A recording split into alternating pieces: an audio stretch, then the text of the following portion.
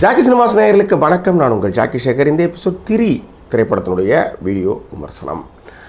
திரி திரைப்படத்தினுடைய கதை என்ன அப்படின்னு பார்த்துடலாம். ஒரு இன்ஜினியரிங் காலேஜ் ஸ்டூடெண்ட்டு நம்ம அஸ்வின். அவர் படிச்சுட்டு மிகப்பெரிய கனவுகளோட அடுத்தடுத்து கட்ட படிப்புகள்லாம் படிக்கணுன்றாரு. அவங்க அப்பா ஜெயபிரகாஷ். அவர் நேர்மையான ஆள். அவர் தான் பிள்ளைய ரொம்ப நேர்மையாக தான் வளர்க்குறாரு. ஆனால் அவர் சர்டிஃபிகேட் வாங்க போகிறப்ப அவருக்கு கான்ட்ராக்ட் சர்டிஃபிகேட்டில் பேடுன்னு போட்டுறாங்க. அந்த பழியை அவர் எப்படி தொடச்சார், அதுலேருந்து அவர் எப்படி வெளியே வந்தார், அந்த பேடுன்ற அந்த சர்டிஃபிகேட்டில் போகிறதுக்கான காரணம் என்ன, இதுதான் இந்த திரி திரைப்படத்தினுடைய கதை. ரைட். இந்த திரைப்படத்தினுடைய ஹீரோ அஸ்வின் அவர் சிறப்பாக நடிச்சிருக்காரு. நிறைய இடங்களில் அதுவும் மிக முக்கியமாக ஹீரோயின் சுவாதி ரெட்டி கூட அவங்க காம்பினேஷன் சீன்ஸ், அவங்க ஃப்ரெண்ட்ஸ் கூட பேசுகிறது எல்லாமே இயல்பாக இருக்குது. கொஞ்சம் உடம்பெல்லாம் கொஞ்சம் தேய்த்திருக்கிறார். சண்டை போடும்பொழுது நம்பும்படியாகவும் இருக்கின்றது. ரைட். அடுத்தது சுவாதி ரெட்டி, கண்கள் இரண்டால் கண்கள் இரண்டால். இந்த படத்தில் ரொம்ப எதிர்வீட்டு பெண்ணாக நடிச்சிருக்காங்க. ஹீரோவோட எதிர்வீட்டு பெண்ணாக.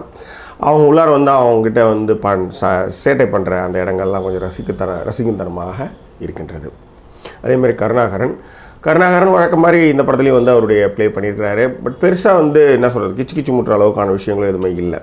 இந்த படத்தினுடைய இயல்பான காட்சிகளுக்கு மிக முக்கிய காரணம் ஜெயபிரகாஷ் அண்ட் அனுபமா குமார். இவங்க ரெண்டு பேருடைய அந்த இன்டிமசி, ஒரு ஃபேமிலி பேக்ரவுண்ட் எப்படி இருக்குது, ஒரு ஃபேமிலியில் என்ன மாதிரியான ஹஸ்பண்ட் அண்ட் ஒய்ஃப்க்கான ரிலேஷன்ஷிப் இருக்குது, அதுக்கப்புறம் பையன் மேலே அவங்க என்ன மாதிரி மரியாதை வச்சுருக்காங்க, எப்படி அவங்க வளர்க்குறாங்க, அந்த மாதிரி விஷயங்கள் எல்லாம் மிக அழகாக. ஃபஸ்ட் ஆஃப் இருக்கு இல்லையா, அந்த ஃபஸ்ட் ஆஃப் ஃபுல்லாகவே இந்த ஒரு நல்ல ஒரு ஐடியல் ஃபேமிலி நம்ம கண்ணெதிர்க்க பார்க்குற ஒரு ஃபீலை அந்த ஆக்டர்ஸ் நம்மளுக்கு கண்முன் நிகழ்த்துறாங்க. அது மாற்று கருத்து இல்லைன்னு நான் சொல்லுவேன். மிக முக்கியமாக அந்த அனுபமா குமார் நடிப்பு, ஏன்னா ஜெயபிரகாஷ் இயல்பாகவே நடிப்பார். அனுபமா குமார் எனக்கு ரொம்ப பிடிக்கும். அவங்களுடைய நடிப்பு ரொம்ப ரொம்ப ரொம்ப கேஷுவலாக இருக்கும்.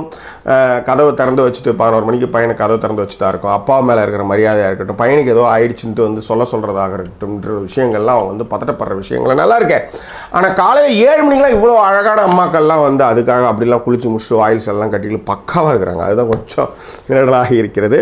பட் எனிவே செகண்ட் ஆஃப் பார்த்தீங்கன்னா, இது இப்போ நம்ம இந்த திரைப்படத்தில் நம்ம இந்த அதாவது இந்த படத்தோட டைரக்டர் எப்படின்னா அசோக் அமிர்ராஜ் ஒரு கதையை, ஒரு விஷயத்தை சில பேர் படம் எடுப்பாங்க. எப்படின்னா புள்ளையார் புக்க குரங்க மாறிடும். பட் இந்த பொறுத்தவரையிலையும் உங்களுக்கு என்ன எடுக்கணும்னு நினச்சாலும் அதை எடுக்கிறாங்க, அதை ஒழுங்காக கன்வே பண்ணிடுறாங்க. ஆனால் கதைன்ற விஷயத்தில் இவங்க அடிபட்டு போயிடுறாங்க. ஏன்னா இந்த மாதிரியான பழி வாங்குகிற கதைகள் மாதத்துக்கு ஒரு படம் இல்லை 2 படம் தமிழ் சினிமாவில் வந்துடுது. பட் அந்த பழி வாங்குகிற விஷயம் இருக்கு இல்லையா, அது சின்ன படத்தனமாக இருக்குது. அதுக்கு நிறைய யோசிச்சு சீன்ஸ்லாம் அமைச்சிருந்தாங்கன்னா இன்னும் கொஞ்சம் நன்றாக இந்த திரைப்படம் அடுத்த கட்ட நகர்வுக்கு நோக்கி இது போயிருக்கும் அப்படின்றது மாற்றுக்கிறது இல்லை. ஆனால் இந்த படம் இவ்வளவு பக்காவாக இந்த நேர்மை, அதாவது இந்த ஒரு பாயிண்டில், அதாவது ஆணியிலேருந்து இதெல்லாம் நம்மளுடைய என்ஜினியர்ஸுடைய பங்கு, நேர்மன்னா என்னன்றது தான் பையன்கிட்ட அவர் நடத்துகிற பேசுகிற விஷயங்கள் இதெல்லாம் ரொம்ப நல்லாவே இருக்குது. பட் இருந்தாலும் அந்த பழிக்கு பழி வாங்கும்பொழுது அந்த காட்சிகள் நம்ம என்ன சொல்கிறது, நம்ம பார்வையாளரும் அதில் பழி வாங்குற உணர்வுக்கு ரசிக்கிற மாதிரி இருக்கணும். உதாரணத்துக்கு நான் எந்த படத்தோட நான் கம்பேர் பண்ண மாட்டேன். ஆனால் பழிக்கு பழி வாங்குற கதை தான் தனி வருவோம். அந்த மாதிரி கதையெல்லாம் எவ்வளோ, அது மாதிரி சீன்ஸ் நீங்கள் அந்த அளவுக்கு பண்ணியிருந்தாங்கன்னா இன்னும் இந்த படம் அடுத்த கட்ட நகர்வுக்கு போயிருக்கும். திரைப்படத்திற்கான மியூசிக் அஜிஷ் அண்ட் தமன் பண்ணியிருக்காங்க. சினிமோகிராஃபர் கேஜி வெங்கடேஷனுடைய சினிமோகிராஃபி ரொம்ப நல்லாவே இருக்குது, லவ்வபுளாக இருக்குது. ஏன்னா அந்த இன்டீரியர், அவங்க அந்த ஃபேமிலியோட இன்டீரியர், ஃபஸ்ட் இன்டீரியர் அதெல்லாம் காமிக்கிறது ரொம்ப நல்லா இருந்தது. அதே மாதிரி அந்த என்ன சொல்கிறது, செட்டு சாங் ஒரு 2 சாங் ஒரு சாங் போட்டிருக்காங்க. அதுவும் நல்லா தான் இருந்தது. ராஜா சேதுபதியோட எடிட்டிங் ரொம்ப நல்லா இருந்தது.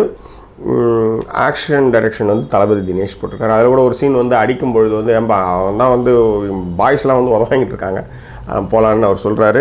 ஸோ அந்த சீன்லாம் கொஞ்சம் நல்லா தான் இருந்தது. இருந்தாலும் பழிவாங்கும் விஷயங்கள் கொஞ்சம் இன்னும் சுவாரஸ்யத்தை கொடுத்திருந்தால் அந்த திரைப்படம் அடுத்த கட்ட நகர்வுக்கு போயிருக்கும். இந்த திரைப்படத்தை இயக்கிய அசோக் அமிர்ராஜ் அடுத்த படத்தில் அவரோட முழு திறமைகளை வெளிப்படுத்தி இன்னும் ரசிக்கக்கூடிய ஒரு திரைப்படத்தை கொடுக்க ஜாக்கி சினிமா சார்பாக நம்முடைய வாழ்த்துக்களை தெரிவித்துக் கொள்வோம்.